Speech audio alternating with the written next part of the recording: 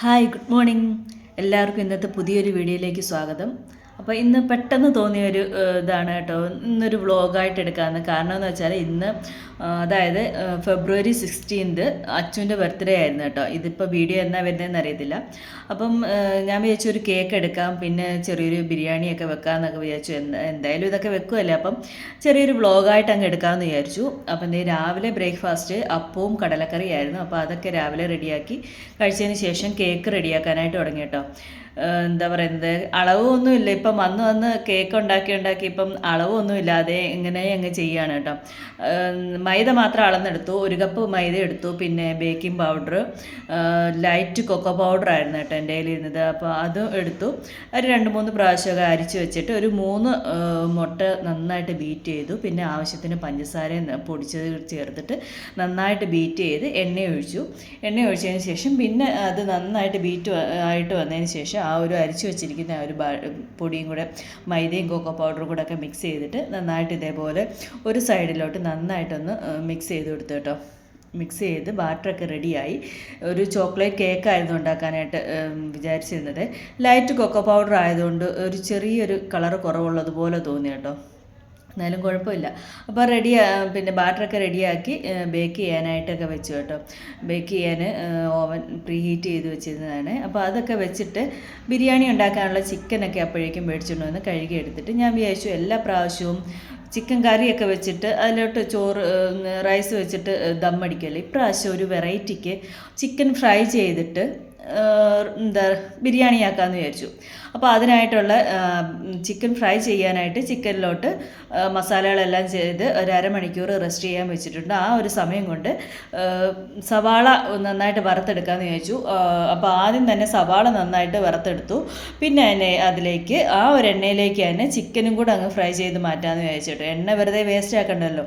അപ്പം ചിക്കൻ ഇങ്ങനെ ഫ്രൈ ചെയ്യുന്ന സമയത്ത് കൂടെ ഒന്ന് ഇളക്കി കൊടുത്തുകൊണ്ടിരിക്കണം കേട്ടോ. അല്ലാന്നുണ്ടെങ്കിൽ ഒരു സൈഡ് മാത്രം കിടന്നങ്ങ് ഒരു കട്ടിയായി പോവും. അപ്പോൾ ചിക്കനൊക്കെ ഫ്രൈ ചെയ്ത് മാറ്റിയതിന് ശേഷം റൈസൊക്കെ ഞാൻ പ്രത്യേകം വേവിച്ച് വെച്ചിരുന്നതാണ്. പിന്നെ ആ ഒരു ദമ്മടിക്കുന്ന ആ ഒരു പാത്രത്തിലേക്ക് എണ്ണ ഒഴിച്ചു. തക്കാളി നന്നായിട്ട് ഒരു 2 തക്കാളി ചെറുതായിട്ട് അരിഞ്ഞിട്ട് നന്നായിട്ടൊന്ന് വഴറ്റിയെടുത്തതിന് ശേഷം പിന്നെ ആ ഒരു ഫ്രൈ ചെയ്ത് വെച്ചിരിക്കുന്ന ആ ഒരു സവാളയും കൂടെ ചേർത്ത് കൊടുത്ത് നന്നായിട്ടൊന്ന് വഴറ്റിയതിന് ശേഷം അതിലേക്ക് ഫ്രൈ ചെയ്ത് വെച്ചിരിക്കുന്ന ചിക്കനും കൂടെ ചേർത്ത് നന്നായിട്ട് മിക്സ് ചെയ്യാൻ കേട്ടോ. പ്രത്യേകിച്ച് മസാലകളൊന്നും ചേർക്കുന്നില്ല. ആ ഒരു ചിക്കൻ ഫ്രൈ ചെയ്തപ്പം മുളക് പൊടി, മല്ലിപ്പൊടിയല്ല മുളക് പൊടി, മസാലപ്പൊടികളും ഒക്കെ ചേർത്തതാണ്. അപ്പോൾ അതുകൊണ്ട് പ്രത്യേകിച്ച് മസാലകളൊന്നും ചേർക്കുന്നില്ല. അപ്പോൾ അതൊരു ചെറിയൊരു ഗ്രേവി പോലെ ആക്കിയിട്ട് പ്രത്യേകം വേവിച്ച് വെച്ചിരിക്കുന്ന റൈസ് കൂടെ അതിലേക്ക് ചേർത്ത് കൊടുത്തിട്ട് ഒരു 3-4 മിനിറ്റ് ഇതുപോലെ ഒന്ന് ദം ചെയ്യാൻ വെക്കുന്നുണ്ട് കേട്ടോ, ചെറിയ തീയിൽ. അപ്പോൾ അതിൻ്റെ മുകളിലേക്ക് ഒരു ഇത്തിരി പൈനാപ്പിൾ എസൻസ് ഞാൻ മിക്കവാറും ഈ ബിരിയാണിയൊക്കെ വെക്കുമ്പോഴേ ചേർക്കുന്നതാണ് കേട്ടോ. നല്ലൊരു സ്മെല്ലാണ് ഈ ബിരിയാണിക്ക്. അപ്പോൾ അതുകൊണ്ട് ചേർത്ത് ആ ഫ്രൈ ചെയ്ത് വെച്ചിരിക്കുന്ന ആ ഒരു ഒണിയനും കൂടെ ചേർത്തിട്ട് ഒരു 3-4 മിനിറ്റ് ഒന്ന് ദം ചെയ്യാനായിട്ട് വെക്കുന്നത്. അടച്ചിട്ട് നല്ല എയർ ടൈറ്റ് ആയിട്ടുള്ള ഒരു പാത്രം വെച്ചിട്ട് അടച്ചിട്ട് ദം ചെയ്യാനായിട്ട് വെക്കുന്നുണ്ട്. അപ്പോൾ അത് ദം ചെയ്യാൻ വെച്ചതിന് ശേഷം ഞാൻ ഒരു വെർമസലയും കൂടെ ഉണ്ടാക്കാമെന്ന് വിചാരിച്ചു കേട്ടോ. അയ്യോ, ഇവിടുത്തെ വെർമസലയുടെ കാര്യമൊന്നും പറയണ്ട. ഞാൻ വെർമസലി ഉണ്ടാക്കാനായിട്ട് മേടിച്ച ഒരു റാഗിയുടെ ഇതായിരുന്നു കേട്ടോ.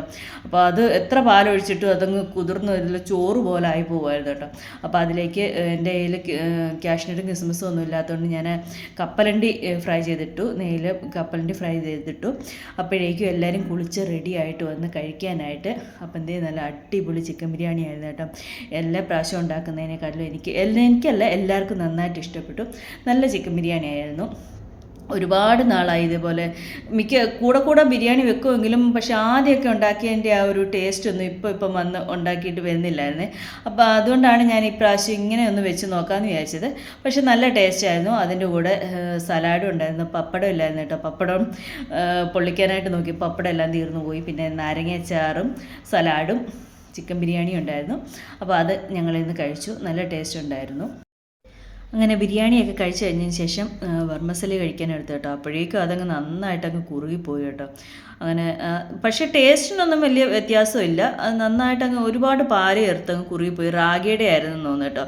നമ്മൾ സാധാ മേടിക്കുന്ന ഒരു വെർമസലിയുടെ അത്ര കട്ടിയില്ല. ഇത് വെറും അങ്ങ് നൈസായിട്ടുള്ള ഒരു എന്താ പറയുന്നത്, കുനാഫയൊക്കെ ഉണ്ടാക്കുന്ന ആ ഒരു സൈസ് വെർമസലി ആയിരുന്നേ. ഇവിടെ വന്നിട്ട് ഞാൻ ഈ ഒരു വെർമസലി ആദ്യമായിട്ടായിരുന്നു മേടിക്കുന്നത്. പിന്നെ കണ്ടോ ചിക്കനും വെർമസലി ആരെങ്കിലും കഴിച്ചിട്ടുണ്ടോ? ആദ്യമേ അക്കുന് കൊടുത്ത ബിരിയാണിയിൽ ചിക്കൻ പീസ് കൂടുതലാണെന്ന് പറഞ്ഞുകൊണ്ട് പറഞ്ഞിട്ട് അവൾ 1-2 അങ്ങ് മാറ്റി വെച്ചു. അപ്പം പായസം കഴിച്ചപ്പോഴേ അതിൻ്റെ കൂടെ കുറച്ച് ചിക്കൻ പീസ് കൂടെ എടുത്ത് കഴിച്ചപ്പോൾ നല്ല ടേസ്റ്റ് ഉണ്ടെന്ന് പറഞ്ഞു. അപ്പോൾ അത് ഞാനൂടെ ഒന്ന് ട്രൈ ചെയ്ത് നോക്കിയതാണ് കേട്ടോ. പക്ഷേ നല്ല ടേസ്റ്റ് ഉണ്ടായിരുന്നു കേട്ടോ, ഒരു വെറൈറ്റി ടേസ്റ്റ് ആയിരുന്നു. അങ്ങനെ ഉച്ചയ്ക്കലത്തെ ഊണൊക്കെ കഴിഞ്ഞ് കുറച്ച് നേരമൊക്കെ ഒന്ന് മയക്കമൊക്കെ കഴിഞ്ഞതിന് ശേഷം കേക്ക് ചെയ്യാനെടുത്ത് കേട്ടോ. കേക്ക് ബേസ് നന്നായിട്ട് വന്നിട്ടുണ്ടെങ്കിലും ഞാനൊരു 2-3 വർഷമായി ഇതേപോലെ ക്രീം കേക്ക് ഉണ്ടാക്കാൻ തുടങ്ങിയിട്ട്. അതിന് മുമ്പ് പ്ലം കേക്കൊക്കെ ഉണ്ടാക്കുമായിരുന്നു. അപ്പോൾ ഈ ഒരു ക്രീം കേക്ക് ഉണ്ടാക്കാൻ തുടങ്ങിയിട്ട് ഏറ്റവും കൂടുതൽ പണി കിട്ടിയ ഇന്നത്തെ ഈ ഒരു കേക്കാണ് കേട്ടോ. എന്തുകൊണ്ട് നോക്കിയാലും കൂടുതൽ വിപ്പിംഗ് ക്രീം ആയാലും അതിൻ്റെ ഒരു എന്താ പറയുന്നത്, കൂടുതൽ പണി കിട്ടിയത് ഈ ഒരു കേക്ക്. കാരണം എന്ന് വെച്ചാൽ ഞാൻ ആദ്യമായിട്ടാണ് ഇവിടുന്ന് ഈ വിപ്പിംഗ് ക്രീം ഇവിടെ വന്നിട്ട് മേടിക്കുന്നത്. അത് ക്രീം വിപ്പ് ചെയ്യുന്ന സമയത്ത് നന്നായിട്ട് വിപ്പായി വരുന്നുണ്ട്. പക്ഷേ ഒരു മിനിറ്റ് അല്ലെങ്കിൽ 2 മിനിറ്റ് പുറത്തിരിക്കുമ്പോഴേക്കും അതങ്ങ് ലൂസായിട്ട് പോവുകയാണ്. ക്രീമിന് ടേസ്റ്റൊക്കെ ഉണ്ടായിരുന്നു, നല്ല ഐസ്ക്രീമിൻ്റെ ടേസ്റ്റൊക്കെ ആയിരുന്നു. അപ്പം അതൊക്കെ വെച്ചിട്ട് അഡ്ജസ്റ്റ് ചെയ്തു. പിന്നെ കേക്ക് ബേസും ഇല്ലായിരുന്നു എൻ്റെ കയ്യിൽ കേട്ടോ, അതും തീർന്നു പോയായിരുന്നു. അപ്പോൾ ഇതായിരുന്നു കേട്ടോ കേക്ക് കേട്ടോ. അവസാനം ഞാൻ ഒരുപാട് കഷ്ടപ്പെട്ടു, സന്ധ്യയായി അതൊക്കെ റെഡിയാക്കി വന്നപ്പോഴത്തേന്. അപ്പോൾ സന്ധ്യയ്ക്ക് കേക്കൊക്കെ കട്ട് ചെയ്തു. നല്ല ടേസ്റ്റ് ഉണ്ടായിരുന്നു, നല്ല കേക്കായിരുന്നു.